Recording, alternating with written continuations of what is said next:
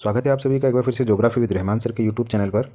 आज हम बात करने जा रहे हैं जो विश्व प्रादेशिक भूगोल का जो बीए थर्ड ईयर का पेपर होने वाला है, उसमें से कुछ एक प्रश्नों की बात करेंगे हम।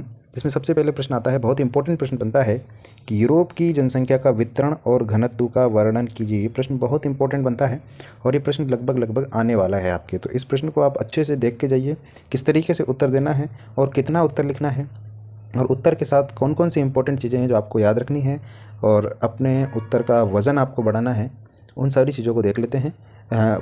देखिए, सबसे पहले आपको प्रश्न नहीं लिखना है परीक्षा में, आपको उत्तर नंबर लिखना है। ठीक है, प्रश्न आप नहीं लिखेंगे बिल्कुल भी, प्रश्न का नंबर आप नहीं लिखेंगे, उत्तर लिख करके आप उत्तर का नंबर लिखेंगे और नंबर लिखने के बाद आप उत्तर लिखना शुरू कर देंगे। तो देखिए, ऐसा लिखना है, क्षेत्रफल की दृष्टि से यूरोप एक छोटा सा महाद्वीप है। विश्व का कौन से नंबर का महाद्वीप है? ये विश्व का 6ठे नंबर का महाद्वीप है जनसंख्या क्षेत्रफल की दृष्टि से। 7वां सबसे छोटा महाद्वीप ऑस्ट्रेलिया है, उससे पहले यूरोप का नंबर है। यह अफ्रीका और एशिया के बाद तीसरे स्थान पर है। जनसंख्या की दृष्टि से तीसरे स्थान पर है, लेकिन क्षेत्रफल की दृष्टि से कौन से स्थान, ये इसका नॉर्मल सबसे इंपॉर्टेंट और पहली बात हो जाती है। अब यूरोप महाद्वीप की जनसंख्या जो विश्व की कितनी प्रतिशत है? लगभग 9% जनसंख्या यूरोप में लेती है दुनिया की जनसंख्या की। यूरोप की जनसंख्या के वितरण का सबसे बड़ा पहलू उसकी अधिकांश जनसंख्या का जमाव कहाँ है? औद्योगिक क्षेत्रों में।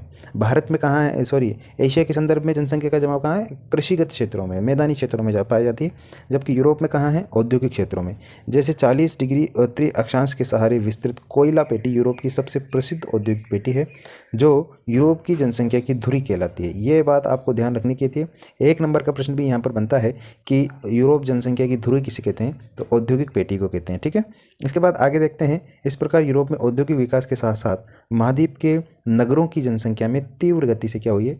वृद्धि हुई है। यानी कि जैसे जैसे यूरोप में उद्योगों का विकास हुआ, वैसे वैसे महाद्वीप के नगरीय क्षेत्रों में जो है जनसंख्या तीव्र हुई है। भारत या एशिया में सर्वाधिक जनसंख्या जो है कहाँ पाई जाती है? ग्रामीण क्षेत्रों में।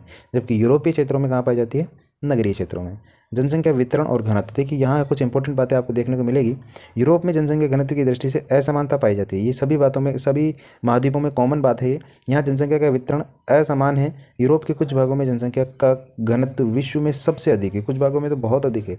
इसके विपरीत कुछ भागों में जनसंख्या का घनत्व बिल्कुल ही शून्य है।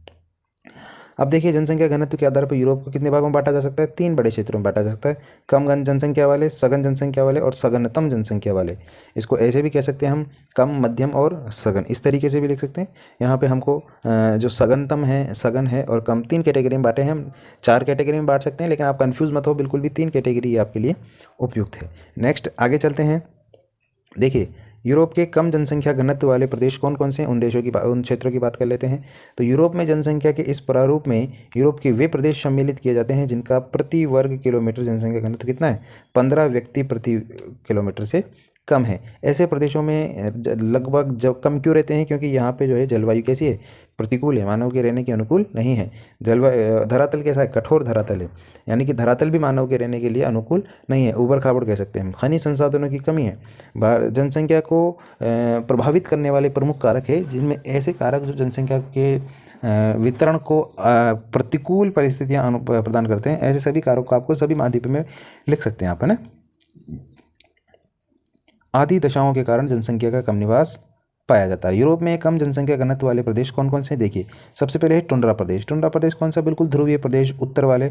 तो यूरोप के उत्तरी भाग को टुंड्रा प्रदेश कहते हैं। इस प्रदेश में नॉर्वे, स्वीडन, फिनलैंड और उत्तरी भाग को शामिल किया जा सकता है। इस प्रदेश की प्राकृतिक वातावरण की दशाएं मानव निवास के अनुकूल बिल्कुल भी नहीं है। इस कारण यह जनसंख्या का बहुत कम घनत्व पाया जाता है, वितरण भी बहुत कम है। दूसरा है पर्वतीय प्रदेश। यूरोप में आल्प्स पर्वत, कार्पेथियन पर्वत, स्कैंडिनेवियन पर्वत, काकेशस पर्वत श्रेणियाँ है जो ऊंचे भाग है, और इनके ऊंचे भाग में क्या जमी है? बर्फ जमी हुई है, जिस कारण यहाँ मानव निवास के लिए प्रतिकूल दशाएँ हैं। अतः यहाँ जनसंख्या का अभाव पाया जाता है। फिर भी ग्रीष्मकाल में प्राकृतिक सौंदर्य का आनंद लेने के लिए पर्यटक यहाँ पे पहुँचते हैं। जैसे आपने सुना होगा, आल्प्स पर्वतमाला है स्विट्जरलैंड में, वहाँ बहुत पर्यटक जाते हैं, विश्व की जन्नत जिसको कहा जाता है। इसके बाद दूसरा है दक्षिणी पूर्वी रूस का क्षेत्र जो है, दक्षिणी पूर्वी रूस में देखिए, यहाँ पूर्वी रूस में प्राय वर्षा ना के बराबर होती है। सिंचाई के लिए पर्याप्त जल की उपलब्धता नहीं है, अतः यहाँ कृषि का विकास भी नहीं हो पाया है। खनिजों का भी अभाव पाया जाता है, यहाँ जनसंख्या बहुत कम पाई जाती है। अभी आप रूस की राजधानी मास्को है, उस मास्को के नीचे वाला जो क्षेत्र देखेंगे, उस क्षेत्र की यहाँ पे बात हो रही है। काकेशस पर्वतमाला के उत्तर का क्षेत्र है। सघन जनसंख्या वाले क्षेत्र देखते हैं। सघन जनसंख्या वाले क्षेत्रों में पोलैंड से लेकर के दक्षिणी इंग्लैंड तक का प्रदेश, राइन प्रदेश, इटली का उत्तरी और तटीय मैदान आते हैं। यहाँ जनसंख्या का औसत घनत्व 100 व्यक्ति प्रति वर्ग किलोमीटर है। ठीक है। यूरोप महाद्वीप के इन भागों में कृषि का विकास अथवा उद्योगों के निकट होने के कारण जनसंख्या घनी मिलती है। यूरोप के सघन जनसंख्या वाले घनत्व वाले प्रदेश निम्न है। यानी कि यूरोप का जो मध्यवर्ती क्षेत्र है, हम सबसे पहले टुंड्रा प्रदेशों की बात की हमने, उसके बाद मध्यवर्ती यूरोप है जो, जहाँ आप इंग्लैंड से लेकर के और पोलैंड तक के क्षेत्र को देखेंगे, राइन प्रदेश को देखेंगे, राइन नदी है, राइन कोयला क्षेत्र भी है, और इटली का उत्तरी क्षेत्र है, और तटीय मैदानों की हम बात करते हैं तो यहाँ जनसंख्या घनत्व 100 व्यक्ति प्रति वर्ग किलोमीटर तक पाया जाता है। ग्रेट ब्रिटेन से यूक्रेन तक का प्रदेश, ये वाला पहला प्रदेश है जहाँ पे मध्यम प्रकार की जनसंख्या पाई जाती है। यहाँ कृषि का विकास और औद्योगिक विकास दोनों ही प्रकार का विकास हुआ है जिससे जनसंख्या पाई जाती है। पोलैंड में साइलेशिया प्रदेश, ये ध्यान रखना, साइलेशिया इंपॉर्टेंट है, से जनसंख्या का घनत्व अधिक है। यहाँ उद्योगों के लिए कोयला, लोहा और आदि खनिज पदार्थ और परिवहन की सुविधा उपलब्ध है, इसलिए यहाँ पे जनसंख्या पाई जाती है। वेस्टफेलिया, ये जर्मनी का एक बहुत महत्वपूर्ण इंपॉर्टेंट क्षेत्र है, खनिज क्षेत्र है। जर्मनी के सभी औद्योगिक प्रदेशों में सर्वप्रमुख है, जहां उद्योगों के कारण जनसंख्या घनत्व अधिक पाया जाता है। विविध प्रकार के खनिज और शक्ति के संसाधन, विद्युत शक्ति की उपलब्धता के कारण इस प्रदेश का औद्योगिक विकास तीव्र गति से हुआ है। टेम्स नदी, ये टेम्स नदी के किनारे लंदन बसा हुआ है, ठीक है ना। टेम्स नदी के किनारे स्थित ब्रिटेन की राजधानी लंदन एक घना बसा हुआ नगरीय क्षेत्र है। तो ये ग्रेट ब्रिटेन से लेकर के यूक्रेन तक का कुछ क्षेत्र था, जिसमें जर्मनी और पोलैंड के कुछ क्षेत्र आए थे। इसके बाद राइन बेसिन देखते हैं हम। राइन नदी इंपॉर्टेंट नदी है। राइन नदी के क्षेत्र में भी कोयला नदी कहते हैं इसको। ये बहुत इंपॉर्टेंट क्षेत्र है यूरोप का औद्योगिक दृष्टि से। यह प्रमुख नदी औद्योगिक क्षेत्रों से गुजरती है। इस कारण उद्योगों को जल और जल विद्युत और जल परिवहन की सुविधा मिलती है।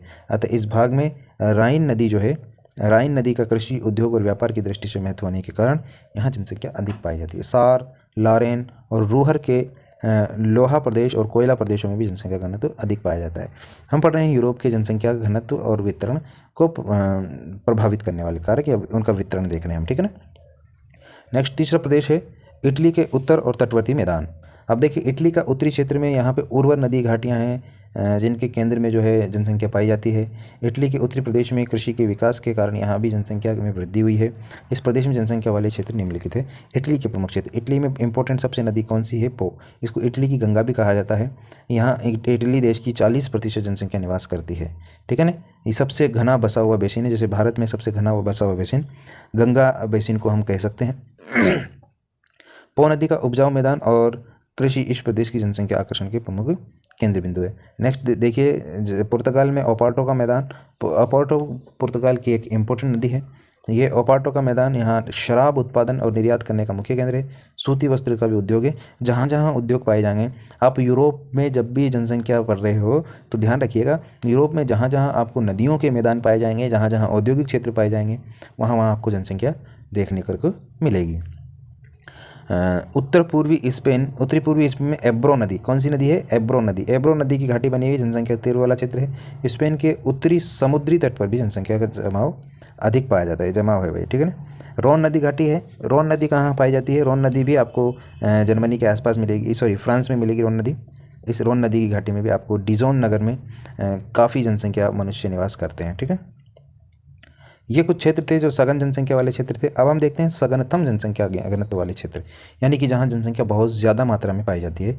यूरोप के संदर्भ में हम बात कर रहे हैं, तो इसमें फ्रांस है, बेल्जियम है, उसके कोयला क्षेत्र। अब देखिए फ्रांस और बेल्जियम के कोयला क्षेत्र, रूहर घाटी जर्मनी में, सेक्सोनी ये भी जर्मनी में मिलेगा आपको, कोयला क्षेत्र शामिल थे, जहाँ प्रति वर्ग किलोमीटर जनसंख्या घनत्व 200 व्यक्ति से अधिक पाया जाता है। यूरोप के कई महत्वपूर्ण नगरों का जनसंख्या घनत्व तो कई हज़ार प्रति वर्ग किलोमीटर से भी अधिक है। अब यूरोप के सघनतम जनसंख्या वाले क्षेत्रों में निम्नलिखित कौन कौन से हैं? देखिए आप, फ्रैंको बेल्जियम कोयला क्षेत्र, यानी कि फ्रांस और बेल्जियम के कोयला क्षेत्र। यहाँ उद्योगों का, कोयला क्षेत्र में उद्योगों का अत्यधिक विकास हुआ है। औद्योगिक प्रगति के कारण यहाँ के नगरों में विशाल जनसमूह निवास करती है। तो आपको इसी तरीके से उत्तर लिखना है जिस तरीके से ये कॉपी में उत्तर लिखा हुआ है। बहुत अच्छी तरीके से ये कॉपी लिखी हुई है उत्तर में। इसी तरीके से आपको पॉइंट टू पॉइंट उत्तर लिखने हैं, सबसे अच्छा तरीका है उत्तर लिखने का। इसके बाद रूर घाटी, यह कोयला क्षेत्र की प्राप्ति का सबसे इम्पोर्टेंट क्षेत्र है और सघनतम जनघनत्व यहाँ मिलता है। रूर घाटी हमने वहाँ भी लिखी थी। सेक्सोनी कोयला क्षेत्र जर्मनी का है, ये भी आप यहाँ पे लिखेंगे। पूर्वी जर्मनी में प्रमुख औद्योगिक क्षेत्र है, यहाँ अनेक कारखाने स्थापित किए गए हैं, इसलिए सघनतम जनसंख्या घनत्व पाया जाता है।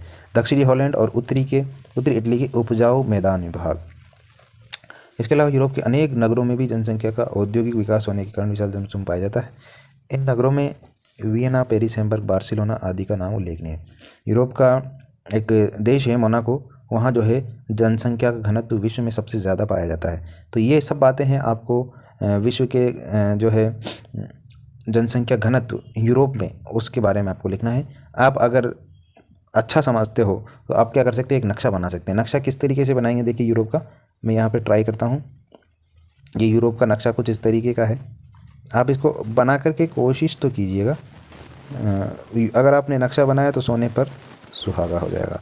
ये देखिए कुछ इस तरीके का आपका यूरोप महाद्वीप का नक्शा है। यहाँ से छोड़ दीजिए आप, फिर यहाँ से ऊपर से लीजिए इसको, ये इस तरीके का। यहाँ आपको काला सागर नज़र आ जाएगा, ये काला सागर है, और इधर से आपको ये कैस्पियन सागर नज़र आ जाएगा। ये यूरोप का नक्शा है कुछ इस तरीके का। मैं दूसरे कलर का यूज़ कर लेता हूँ इसमें, देखिए ये यूरोप का नक्शा है। अब आपको इसमें ये ऊपर वाला जो क्षेत्र है, ये ऊपर वाला जो क्षेत्र, और थोड़ा सा नीचे कर लेते हैं इसको, ये वाला। तो ये वाला जो क्षेत्र है, ये वाला तो आपका निम्न जनसंख्या वाला क्षेत्र हो गया। सॉरी, निम्न जनसंख्या भी क्षेत्र है और निम्न जनसंख्या घनत्व वाला क्षेत्र भी है, ठीक है। इसके बाद हम दूसरे प्रदेश की बात करते हैं, जो सघन जनसंख्या वाला प्रदेश। यहाँ पे इंग्लैंड भी आप बना सकते हैं, इंग्लैंड। इस इंग्लैंड में अब सघन जनसंख्या वाला क्षेत्र है, सघनतम न्याय है, सघन जनसंख्या। और यहाँ ये वाला जो क्षेत्र आपको दिखाई दे रहा है, ये वाला, ये पूरा क्षेत्र, ये पूरा इटली का उत्तरी क्षेत्र, ये सब, इस पूरे क्षेत्र में आप जो है सघन जनसंख्या बसाव को प्रदर्शित करेंगे, ठीक है। ये अब बचा कुचा जो क्षेत्र है, जो तीसरा इम्पोर्टेंट क्षेत्र है, तो तीसरे क्षेत्र देखिए वो यहाँ मिलेगा आपको। ये कलर चेंज नहीं होगा भाई, हरा ले लेते हैं। ये देखिए ये वाला जो क्षेत्र आपको दिखाई दे रहा है, जर्मनी पोलैंड का क्षेत्र है, जर्मनी और फ्रांस सॉरी और बेल्जियम वाला क्षेत्र है। यहाँ पे आपको सघन जनसंख्या मिलेगी। उत्तरी इटली में पो नदी के मैदान के ऊपर वाले क्षेत्र में आपको सघन जनसंख्या मिलेगी। इन क्षेत्रों में आपको सघन जनसंख्या बसाव पाया जाएगा, और कुछ क्षेत्र में आपको फ्रांस में भी, जो पेरिस वगैरह है, इन क्षेत्रों में। तो इस तरीके से आप जनसंख्या का एक मानचित्र भी बना करके उसको दर्शा सकते हैं, तो आपका जो उत्तर है वो अट्रैक्टिव लगेगा, ठीक है ना। तो चलिए आज की क्लास में इतना ही। कल एक दूसरे प्रश्न के ऊपर दूसरे वीडियो में हम चर्चा करेंगे।